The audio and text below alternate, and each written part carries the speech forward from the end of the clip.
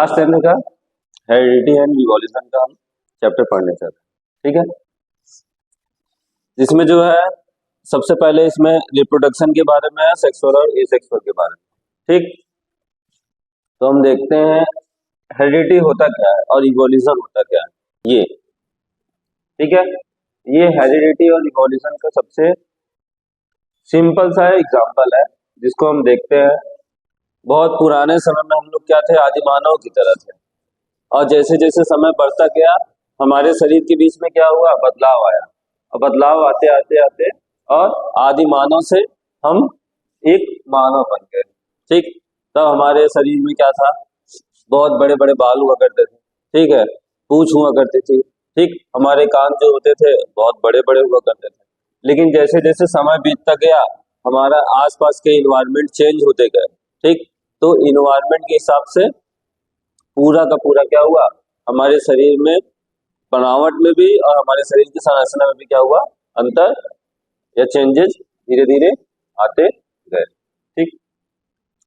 और इसमें थोड़ा विस्तार जब हुआ तब इसके बारे में हमने अपने साइंस में पढ़ा, तब इसको समझा, ठीक। तो साइंस में हमने इसके बारे में पढ़ा था बेसिक यूनिट ऑफ लाइफ। जो हमारा लाइफ का बेसिक यूनिट होता है वो क्या होता है, एक सेल होता है। अब सेल जो होता है इसको हमने अच्छी तरह से क्लास 9 में पढ़ा होगा, एक पूरा चैप्टर ये क्लास 9 में। अब इसमें सेल के बारे में है, the controlling centre of the cell is nucleus. जो न्यूक्लियस होता है वो पूरे सेल के सेंटर को क्या करता है, अच्छी तरह से कंट्रोल करता है। अब उसी सेल के अंदर क्या होता है, inside the nucleus there are chromosome. अब उस न्यूक्लियस के अंदर होता है क्रोमोसोम, ठीक। अब ये क्रोमोसोम जो होते हैं, ये क्रोमोसोम, अगर इन क्रोमोसोम की बात की जाए तो इन क्रोमोसोम के अंदर भी कुछ होता है इंटरसेल, जिसको हम डीएनए और आरएनए का नाम देते हैं, ठीक। तो डीएनए और आरएनए जो होता है वो सारे इंफॉर्मेशन को स्टोर करके रखता है as a chromatic material. Then after हम देखते हैं ये रहा हमारा डीएनए का स्ट्रक्चर। डीएनए जो है इसका स्ट्रक्चर क्रोमेटिक मटेरियल के अंदर दिखाया गया है, ये पूरा डीएनए। अब डीएनए को और विस्तार में किया गया है, ये पॉलीपेप्टाइड चेन से बना हुआ होता है। इसको और डिटेल में पढ़ना होगा तो हमें क्लास 11 में पढ़ना होगा, क्योंकि 10th की बुक में इतना डीपली नहीं दिया गया है, तो हम इसको नेक्स्ट क्लास में और डीपली इसके बारे में डिस्कस करेंगे। इसमें क्रोमोसोम में डीएनए कंटेन होते हैं, इसको मैंने बता ही दिया है। डीएनए के साथ साथ इसमें सारी इंफॉर्मेशन जो होती है हमारे जनरेशन की, जो बीती हुई है वो भी और जो आने वाली है वो। तो आने वाली जनरेशन के बारे में जो डिटेल होगी वो तो हम नहीं बता सकते, क्योंकि जो बीत चुका है उसकी डिटेल क्या होती है, हमारे बॉडी में डीएनए के रूप में इकट्ठा होती है डीएनए में, और ये डीएनए ट्रांसफर होता है हमारे नेक्स्ट जनरेशन में, फिर उनसे उनके नेक्स्ट जनरेशन में होता है। तो ये रहा हमारा डीएनए। अब डीएनए में जो है part of DNA is called as gene. अब जीन क्या होता है, तो जीन जो होता है वो डीएनए का एक पार्ट होता है, जिसमें क्या होता है, इंफॉर्मेशन छुपी हुई होती है। हमारे बॉडी में जितनी भी इंफॉर्मेशन है सब जीन के माध्यम से स्टोर है। अब यही जीन जो होता है क्या करता है, पूरे ह्यूमन बींग्स को क्या करता है, उनकी पूरी क्वालिटी जो होती है ह्यूमन बींग्स की सब इसी में स्टोर होती है। वो ह्यूमन कैसा होगा, उसका नेचर कैसा होगा, उसका शेप और साइज क्या होगा, वो भी डिपेंड करता है, क्योंकि ये हर एक एनिमल्स में पाया जाता है, चाहे वो ह्यूमन बींग्स हो चाहे अदर कोई एनिमल। जीन क्या होता है, सभी में होता है, और जीन उनके फिजिकल से लेके मेंटली डिटेल को स्टोर करके रखता है, जिसमें हम जीन को देख सकते हैं विथ 3D इमेज। ये इस तरह दिखाई देता है। Gene are responsible for formation of protein. Gene ही जो होता है ये रिस्पॉन्सिबल होता है हमारे प्रोटीन के फॉर्मेशन के लिए, जिसमें जो होता है जैसे इंडिविजुअल्स हमारे आ रहे हैं, इंडिविजुअल मतलब होते हैं हमारे न्यू जनरेशन। तो protein decide the character of the body. Protein ही क्या करता है, हमारे बॉडी में जो स्ट्रक्चर होते हैं, ठीक, उसका जो कैरेक्टर है क्या होना चाहिए, उसका बिहेवियर क्या होना चाहिए, सब कुछ ये डिसाइड करता है। नेक्स्ट अगर और आगे की ओर this character are transfer from parents to offspring through reproduction. Reproduction के थ्रू क्या होता है, ये कैरेक्टर जो होता है, कौन सा कैरेक्टर है, जीन का जो कैरेक्टर है। अब इसके बारे में पढ़ेंगे, व्हाट इज रिप्रोडक्शन। ठीक, इसका भी कुछ पार्ट हमने क्लास 9 में पढ़ा था और कुछ क्लास 10 में पढ़ा था। रिप्रोडक्शन होता क्या है, ये क्वेश्चन है। तो रिप्रोडक्शन तो जानते ही हो, रिप्रोडक्शन होता क्या है। रिप्रोडक्शन का मतलब होता है कि दो इंडिविजुअल क्या करें, किसी एक नए इंडिविजुअल को उत्पन्न करें। It is the process which give rise to new individual that are similarly to their parent. मतलब क्या है इसका, ये एक प्रोसेस होता है, ठीक है, या मेथड कह लो या फिर एक प्रोसेस कह लो, जिससे क्या होता है, कोई भी एक न्यू इंडिविजुअल को तैयार कर सकता है। सिमिलर, सिमिलर का मतलब है कि जो अपने पेरेंट्स से सिमिलर होगा। जैसे डॉग है तो डॉग्स का जो बेबी होगा वो डॉग ही होगा, कैट तो होगा नहीं। कैट के जो बेबी है वो कैट होगा, डॉग नहीं होगा। तो सिमिलर का मतलब वही है, एक हम कह सकते हैं जैसे कि एग्जैक्ट फोटोकॉपी जैसे होती है, सेम वैसे हो सकता है, बट एग्जैक्ट नहीं होता है। उसका स्ट्रक्चर जो फिजिकली है वो थोड़ी थोड़ी मात्रा में क्या होता है, एक जैसा दिखाई देता है। ठीक है, अब एनिमल्स में देखेंगे तो कैट के बेबी कैट की तरह दिखाई देगा, डॉग का डॉग की तरह दिखाई देगा, काऊ का काऊ की तरह, ठीक है, मैन का ह्यूमन की तरह दिखेगा। ठीक है, ये नहीं कि अगर ह्यूमन बींग्स का कोई एक बेबी आया तो वो क्या कहते हैं किसी एनिमल की तरह दिखे, कैट की तरह, डॉग की तरह नहीं, उसका जो फिजिकल स्ट्रक्चर होगा वो सेम होगा, बाकी फेस चेंज हो सकता है, कुछ न कुछ वेरिएशन होता है।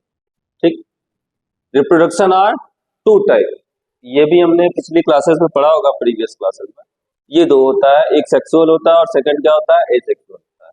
सेक्सुअल रिप्रोडक्शन और एसेक्सुअल रिप्रोडक्शन, टू टाइप। अब इसमें सेक्सुअल रिप्रोडक्शन में होता क्या है, इसके बारे में देखते हैं। Two parents are involve. Sexual reproduction में दो पेरेंट्स इन्वॉल्व होते हैं, बट एसेक्सुअल रिप्रोडक्शन में केवल सिंगल पेरेंट्स इन्वॉल्व होता है। ओके, एक टू पेरेंट्स में एक मेल होगा और सेकंड क्या होगा, फीमेल होगा, बट एसेक्सुअल में ओनली वन पेरेंट्स इन्वॉल्व। ठीक है, अब कोई एक पेरेंट्स इन्वॉल्व होगा, जैसे कि इसमें पोटैटो है।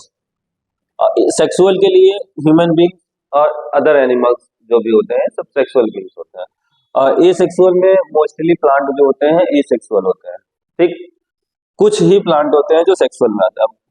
अब इसमें देखो ये एक पोटैटो है, अब पोटैटो पेरेंट्स है, पोटैटो जो है इसके जो ऑफस्प्रिंग होंगे सेम एज पोटैटो ही होंगे, उसके जो होंगे वो भी पोटैटो ही होंगे। ठीक, और इसको किसी दूसरे पोटैटो की जरूरत नहीं है, सिंगल पोटैटो मतलब सिंगल एलिमेंट। ठीक है, अदर अदर पार्ट डिवाइड हो जाते हैं। ओके, इसके ऑप्शन ये है। तो ये सेक्सुअल का था और ये एक सेक्सुअल का एग्जांपल था कुछ छोटा सा। अब रिप्रोडक्शन के थ्रू हम देखते हैं तो जो सेक्सुअल होता है उसमें visible difference can be scene, मतलब जो डिफरेंट होते हैं वो विजिबल होते हैं, दिखाई देते हैं। ठीक है, वो सेक्सुअल में होता है।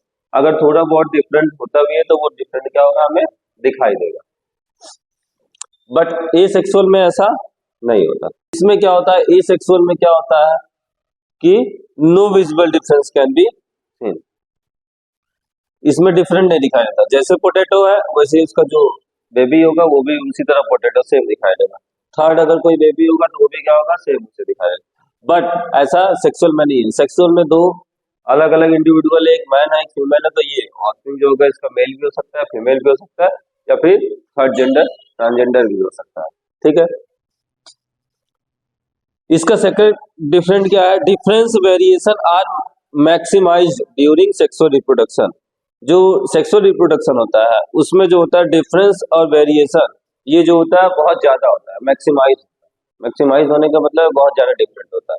अगर हमारे दादा को देखो तो और हमारे पापा को देखो तो या हमें देखो तो सबके फेस क्या होते हैं, डिफरेंट होते हैं, सबको बॉडी स्ट्रक्चर डिफरेंट होता है, कोई बहुत छोटा है तो कोई बहुत लंबा है, या कोई हट्टा कट्टा है, कोई पतला दुबला है, ऐसा मतलब चेंजेस जो होता है सेक्सुअल रिप्रोडक्शन में बहुत ज्यादा दिखाई देते हैं। इसमें वेरिएशन क्या होती है, बहुत ज्यादा। इस वजह से ह्यूमन बींग्स में क्या हुआ था, वेरिएशन बहुत तेजी से हुआ। ठीक, तेजी से होने का मतलब नहीं है कि 2-4 पीढ़ियों में हो गया, लगभग क्या हुआ, कई हजार पीढ़ियां बीती, उसके बाद फिर इसमें क्या हुआ, चेंजेज आया, बट चेंजेज आया। ठीक, आने वाले समय में भी चेंजेस हो सकता है। जैसे कि पहले ह्यूमन बींग्स में जो है बहुत से ऑर्गन होते थे, जैसे हमारे ऑर्गन में हमारे कान को देखें, ठीक है, और हमारे लार्ज इंटेस्टाइन जो होता है उसमें जो होता है अपेंडिक्स होता था, वो अपेंडिक्स अब नहीं रहा, ठीक है, क्योंकि उसका वर्क नहीं था। और प्रूफ दिया है कि ह्यूमन बींग्स पहले जो थे एक मंकी की फैमिली के थे, तो उनकी पहले जो होती थी टेल्स होती थी, बट बड़ी सी पूंछें होती थी, बट वो भी क्या हुई, खत्म हो गई धीरे धीरे। खत्म होने का रीजन ही वही है कि उसका वर्क नहीं था। अब जिस बॉडी में, हमारी बॉडी में अगर जिस पार्ट का वर्क नहीं होता है, वो पार्ट क्या होता है, सिंपली क्या हो जाती है, डेड हो जाती है, या फिर वो पार्ट हमारे बॉडी से धीरे धीरे गायब होना शुरू हो जाता है। इसलिए वो चीजें जो थी, जो पुराने समय में थी, वो आज नहीं, यही वेरिएशन का रूप लेती है। हाँ, आने वाले समय में भी चेंज होता रहेगा और ज्यादा से ज्यादा चेंजेस होंगे। ओके, अब एसेक्सुअल में कहा जाए तो very little variation are during asexual reproduction. Asexual reproduction में बहुत कम क्या होता है, वेरिएशन होता है। सेक्सुअल में बहुत ज्यादा, ठीक है, मतलब सेक्सुअल रिप्रोडक्शन के समय भी चेंजेस आ जाते हैं कुछ, बट इसमें नहीं आते। ओके, तो फर्स्ट लेक्चर इतना ही था, अब इसमें सेकंड में देखते हैं, सेकंड टॉपिक।